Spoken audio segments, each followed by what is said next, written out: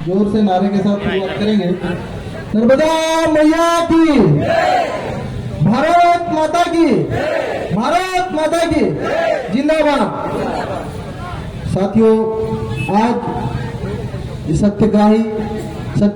सत्याग्रही जनसभा जो आयोजित की जा रही है और इसमें पूरे देश के अलग अलग राज्यों से बड़ी बड़ी हस्तियां शामिल हुई है। साथियों, मैं यहाँ उपस्थित जो पंडाल के अंदर और पंडाल के भीतर जो भी साथी उपस्थित है, मैं उनसे कहना चाहता हूँ कि जो आंदोलन जो पिछले 37 सालों से जिस जोश जुनून और जज्बे के साथ आज इस देश के इतिहास में खड़ा है और आगे भी खड़ा रहेगा, जिस आंदोलन की नेतृत्वकर्ता ने पिछले 37 सालों से कितनी विपरीत परिस्थितियों में कितने दुख सहे होंगे, जिन्होंने आपके लिए भूखे प्यासे रहकर आपके लिए जो संघर्ष की, वो नेत्री मेघा पाटकर जी आज भी आपके साथ खड़ी है। लेकिन आज आप सभी को उनके साथ खड़े रहने की जरूरत है। मैं देख रहा हूं ये हमारा पंडाल आधा खाली हो गया, लेकिन मैं यहाँ की जनता से मैं कहना चाहता हूँ, यहाँ के नागरिकों से मैं कहना चाहता हूँ कि जो नेतृत्वकर्ता पिछले 37 सालों से आपके लिए लड़ रही है, आपको उसके साथ एक दिन नहीं, आपको उसके साथ हमेशा के लिए खड़े रहने की जरूरत है। मेरे साथियों, आज जो आंदोलन को हम नर्मदा बचाओ आंदोलन के नाम से जान रहे हैं, यह आंदोलन सिर्फ मां नर्मदा को बचाने का नहीं, ये आंदोलन यहाँ मां नर्मदा नदी के दोनों तटों के किनारे पर बसी हुई उस सभ्यता, उस जाति, उस समाज, समुदाय बचाने का आंदोलन है, जिसके कारण आज मां नर्मदा नदी को तहस नहस करने के लिए, मां नर्मदा नदी को खत्म करने के लिए जो बड़े बड़े बांध बनाए गए, वास्तव में आज सरदार सरोवर बांध का पानी किनको मिल रहा है? बड़े बड़े पूंजीपतियों को, बड़े बड़े उद्योगपतियों को, तो बड़े बड़े शहरों को। आज भी हमारे मां नर्मदा नदी के तटों के आसपास 1 किलोमीटर 2 किलोमीटर रहने वाली हमारी जनता आज भी प्यासी है। आज भी इन बांधों का पानी हमारे गरीब किसान, आदिवासी मजदूरों को नहीं मिल पा रहा है। मेरे साथियों,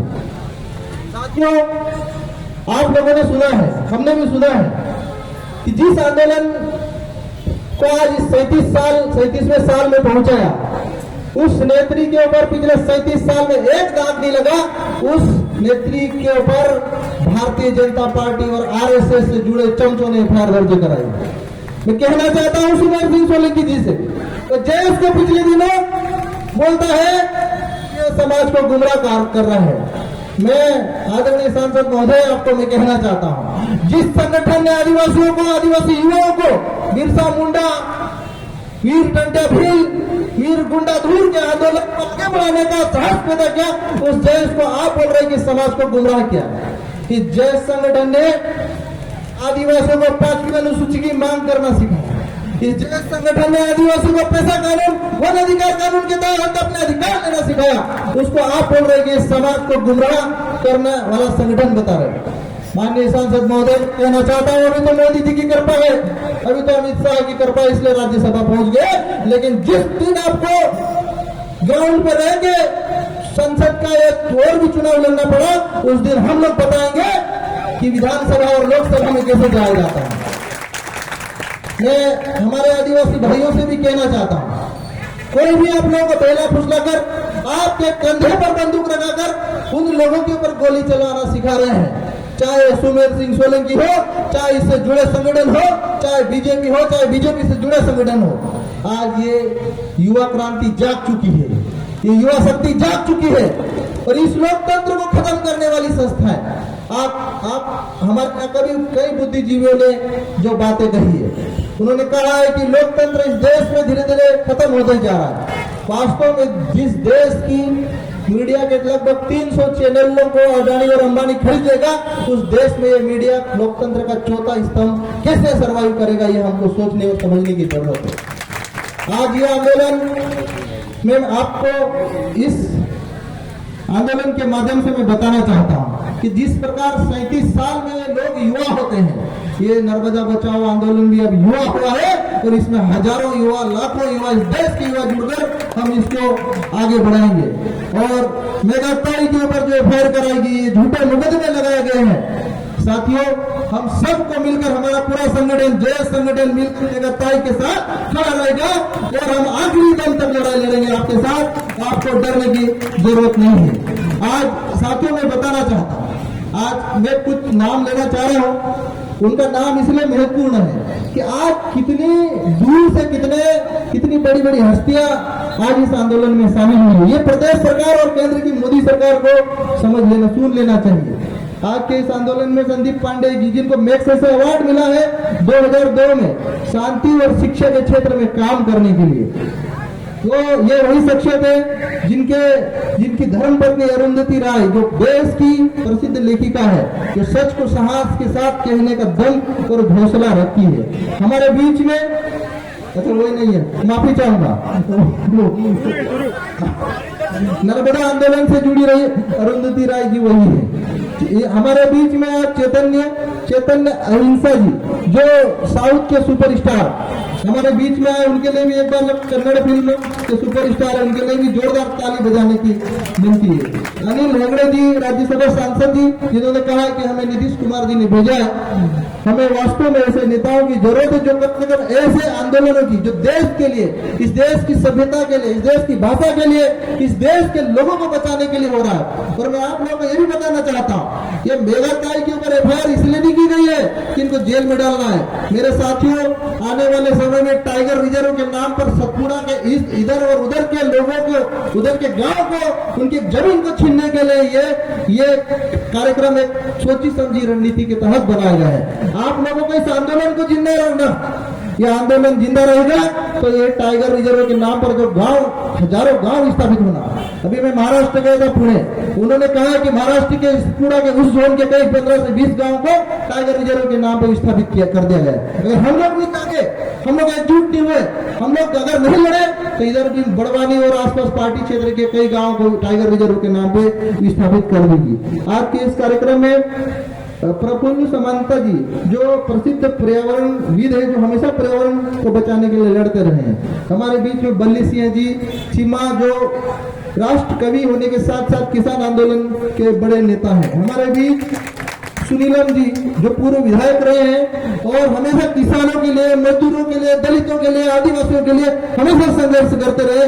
जब जेल में जाने की जरूरत पड़ी तो वो जेल भी जाते रहे, उनके लिए भी एक बार जोरदार ताली बजाई जाए। हमारे बीच राम बाबू अग्रवाल जी इंदौर से, ये समाजवादी नेता है। सोना यादव जी दिल्ली से। हमारे बीच राम सेवक जी मंत्री इंदौर से हैं। हमारे बीच शीना जी कश्मीर से जो आई है, और वास्तव में ऐसे युवाओं की इस संगठन को, इस आंदोलन को जरूरत है।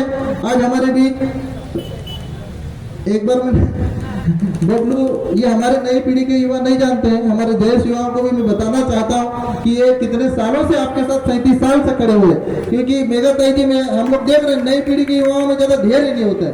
थोड़ी सी बात नहीं सुनी, थोड़ी सी फोन नहीं उठाए तो नाराज होकर इधर उधर चले जाते हैं। तो ये आप इनको इसलिए बताना जरूरी है कि 37 साल से आपके साथ जुड़े हैं, ये कितना संघर्ष करके आपके साथ जुड़े हुए हैं, ये बताना चाहता हूँ।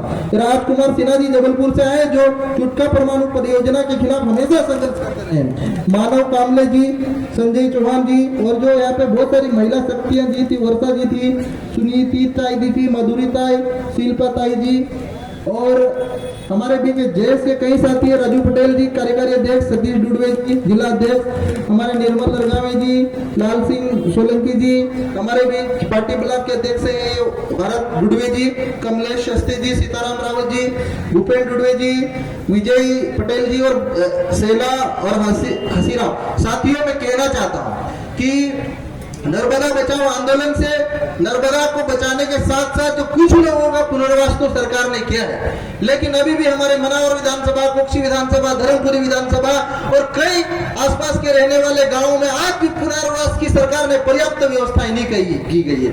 आज भी गांव में इन्होंने पैसा तो आया है, सरकार से मंजूर मंजूर हुआ, न तो रोड बनी, न इन्होंने बिजली की शिफ्टिंग करी, और ना ही इन्होंने जो पुनर्वास के नाम पर पर्याप्त मुआवजा मिलना चाहिए था। अभी भी मेघाताई ने कहा कि 200 ऐसे लोग अभी भी बचे हुए जो पीड़ित पुनर्वास के, जिनको 60 लाख का मुआवजा सरकार ने नहीं दिया है। तो साथियों, ये आंदोलन, जन आंदोलन और भी हमको मजबूत करने की जरूरत है।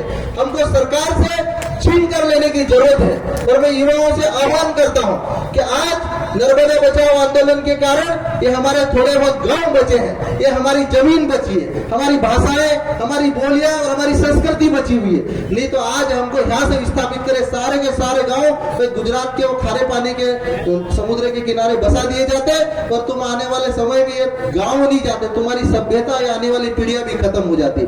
मैं इस आंदोलन से जुड़े हुए सभी क्रांतिकारियों को मैं तहे दिल से जोहार करता हूं, उनको सल्यूट करता हूं, उनको इस्तकबाल करता हूं साथियों कि आपने इस आंदोलन को जीवित रखा।